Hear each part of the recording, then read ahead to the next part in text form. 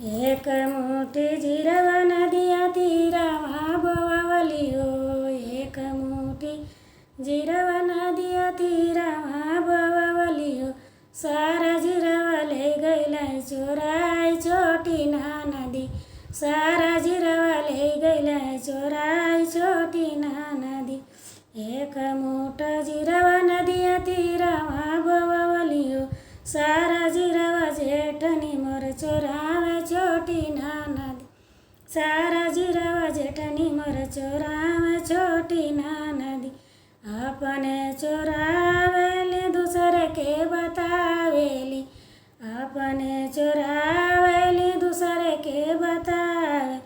हमारे सजनवा से झगड़ा लगावे वो। हमारे सजनवा से झगड़ा लगावे। एक मुठी चना में खेतवा में बोवली हो। एक मुठी चना में खेतवा में बोवली हो। सारा चना जेठनी मोरे उखाड़े छोटी ना नदी। सारा चना जेठनी मोरे उखाड़े छोटी ना नदी। अपने उखाड़ेली दूसरे के लगावेली। अपने उखाड़ेली दूसरे के लगावे। रतिये में ओरा बुझनी। रतिये में ओरा बूझी के खाए हो। रतिये में ओरा बूझी खाए छोटी ना नदी। रतिये में ओरा बूझी खाए छोटी ना नदी। एक मुठी धनिया मोय अंगने में बोवली हो।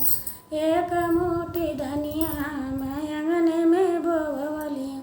सारा धनिया जेठनी मोरे उखाड़े छोटी ना नदी। सारा धनिया जेठनी मोरे उखाड़े छोटी ना नदी। अपने उखाड़े दूसरा के लगावे। अपने उखाड़े दूसरे के लगावे। रतिये में चटनी पीस के खाए छोटी ना नदी। रतिये में चटनी पीस खाए छोटी ना नदी।